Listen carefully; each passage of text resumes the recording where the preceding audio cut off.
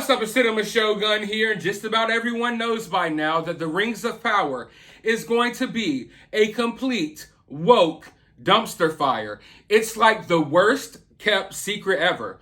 Before I saw a single photo from the show, before I saw a single poster, a trailer, any promotional material, I already knew that this show was going to be complete ass. Why? Is it because I'm some sort of psychic? Am I like that so Raven? I can see into the future. No, the reality is I just have common sense.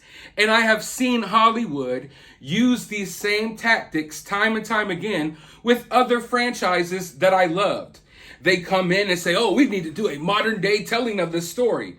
And by that, they mean they need to race swap half of the characters and infuse the entire storyline with modern day politics. But just how bad is the Rings of Power going to be? Well, apparently, it is so bad that the folks over at Amazon refused to send Peter Jackson a script after they already reached out to him for help. But when he asked, well, hey, can I see a script? He got radio silence. They ghosted him. But without further ado, let's just go ahead and hop right into the article. Peter Jackson says Amazon's Lord of the Rings TV series ghosted him. They asked me if I wanted to be involved along with the writer-producer Fran Walsh. And I said, that is an impossible question to answer without seeing a script. So they said, as soon as we get the first couple of scripts in, we'll send them over to you. And then the scripts never showed up. That's the last thing I heard, which is fine. No complaints at all. So let me go ahead and translate that for you. The scripts turned out to be complete shit, and they knew they couldn't send it over to Peter Jackson because Peter Jackson actually kind of cares about Tolkien's lore. Peter Jackson actually kind of cares about the Lord of the Rings. And what's the number one rule with these weirdos? Make sure you don't hire anyone or get anyone involved that actually cares about the canon, because then they might actually have something to say about how we're messing everything up. You have to understand that they are not interested in telling a unique story that attempts to remain faithful to the source material.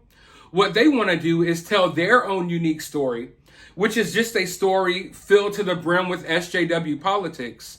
And they want to give you a few member berries every now and then, so you still try to cling on to the series for that sense of nostalgia, just to get some feelings like you used to have when you watched the original Lord of the Rings trilogy. But in reality, these people, they don't respect Tolkien. They don't respect the Lord of the Rings. They want to tear all of this down and build it anew, meaning they cannot create their own IP. They cannot create their own stories. So they want to come in to these pre-existing franchises and they want to destroy them with their own visions, because in their eyes, they can tell a better Middle-earth story than Tolkien ever could. Why do they think that? Well, of course, because they have diversity on their side. They think, hey, let's put a couple of diversity castings over here and over there. Make sure we have this guy right here that looks like Uncle Tom. He looks like freaking Samuel Jackson from the Django. We make sure we put him right here. And now guess what? This is better than anything Tolkien's ever done. But let's go forward. In an upcoming podcast, Kim Masters, the filmmaker, echoes the anecdote and phrases it slightly different, yet makes the same point. About 4 or 5 years ago, they asked me if I would be interested in it, he says. So I said, have you got the scripts yet? Because I know how hard the scripts were to write for the films. And I did not know the people writing their scripts. They said, oh no, we haven't got the scripts yet, but as soon as we do, we'll send you the scripts. So I was waiting for the scripts to arrive, and they never did. Spoiler alert, it's because they are complete shit. They know they could not show you this stuff. They know it. They wanted to have their cake and eat it too. They wanted to reach out to these people, trying to get little tips on how they can make their series better, trying to get tips on how to do this and how to pull this off. But they don't want them to know how trash the story is. Because the thing about these woke idiots, they cannot write a good story to save their life. And they are especially bad at dialogue. Like their dialogues are always this just gigantic word salad, and it doesn't come across as like two people having an authentic conversation. It comes across as the characters are literally trying to preach to you at home about current day politics. That's all of the dialogue that they have in these shows and in the comic books. We've seen it time and time again. And before any smartasses out there ask me, well, you haven't seen the show yet, how do you know that's going to happen? Take a look around you. Every single movie and TV show has been ruined over like the past 5 years with this madness. Lord of the Rings is just their next target. You have to realize, folks, they absolutely destroyed Star Wars. They are currently destroying Marvel. DC is in shambles. They had to move to something else because they already ruined those products. People don't even care about the latest Marvel TV shows. Does anyone care about the new freaking Star Wars series? No, they're all garbage. They can't even sell toys anymore. Star Wars used to sell toys out the wazoo. Now most stores you go to don't even have a Star Wars section anymore. And they had a whole freaking Obi-Wan Kenobi show on just a couple of months ago with not a single drop of Star Wars merchandise in stores because the franchise is dying. Sure, they'll get hate clicks, they'll get little views on Disney Plus, but the reality is people aren't invested anymore. So they hop franchise to franchise. Lord of the Rings is their latest target, and I believe this is supposed to be their swan song to SJW politics. This is their SJW masterpiece. This looks like it is the single worst piece of SJW material we have seen so far. So back in 2018, Jackson told UK's Metro, I think they are going to send us some scripts to see if we can help them along. Well, that never happened. We all know why. Still, Jackson continues to emphasize that he harbors no hard feelings towards the Amazon series, and he's eager to watch it as a fan. In reality, we know that's just Hollywood talk. That's all Hollywood talk. Now, Amazon Studios has responded to Jackson's comments with the following statement. In pursuing the rights for our show, we were obligated to race swap every character we could. We were obligated to inject the script with strong woman. I'm just playing. That's not what it says. Sorry. We were obligated to keep the series distinct and separate from the films. Well, you definitely did that because it looks like crap. We have the utmost respect for Peter Jackson and the Lord of the Rings films and are thrilled that he is looking forward to watching the Rings of Power. I'll be honest with you all. Peter Jackson is not interested in watching this garbage.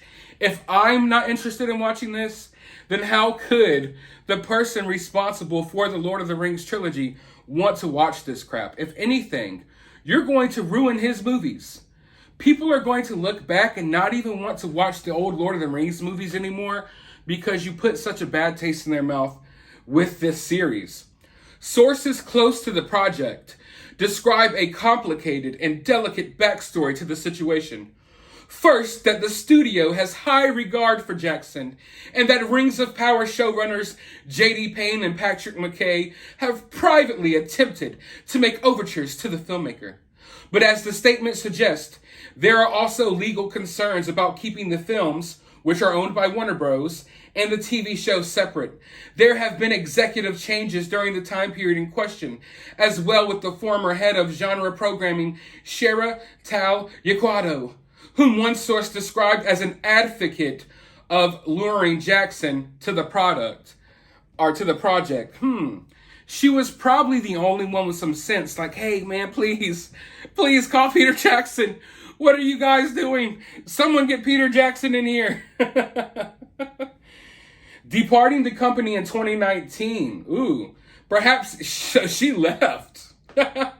Perhaps even more crucially, sources say author J.R.R. Tolkien's estate was against having Jackson on board.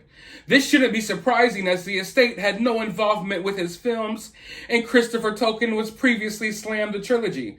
So basically, this article that I thought was all about Peter Jackson, basically calling out the Rings of Power franchise, Now they're just wording it in a way to slam Peter Jackson as if his films were bad and as if the Tolkien estate hates Peter Jackson, but they love Amazon.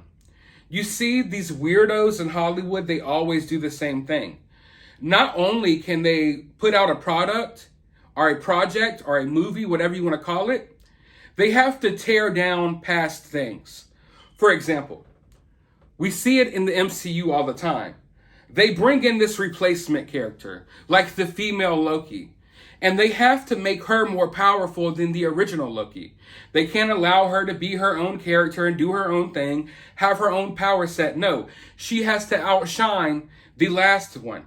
So what they're going to do here is, instead of just putting out this series and letting it stand on its own 2 feet, they're going to try to crap on the last Lord of the Rings project, on the Lord of the Rings trilogy and the Hobbit movies, and try to act as if they're holier than thou. Because they can't just bring something up without tearing something else down. So as I read through this article, I get the sense that this wasn't necessarily really anything towards the Rings of Power. In reality, the folks at Amazon are probably behind this article. I know a lot of people probably saw this article and was like, yes, Peter Jackson's calling them out. This is like a hit piece towards the Rings of Power and Amazon. In reality, they're the ones that probably leaked all of this information, not Peter Jackson. It was most likely Amazon, because what they're doing in this article, and I don't even feel like reading over the rest of it, what they're doing in here is they're going ahead and setting up their excuses for when the show fails. Oh yeah, Peter Jackson reached out to us, but we realized we couldn't reach back because legally, we couldn't have our show be anything like Lord of the Rings, and that's going to be their excuse. They already know this show is going to fail, but who in their right mind would put so much money into this? Who in their right mind would make this thinking that people were going to like it?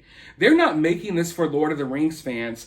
They're making this for activists. Where the hell do they find these people?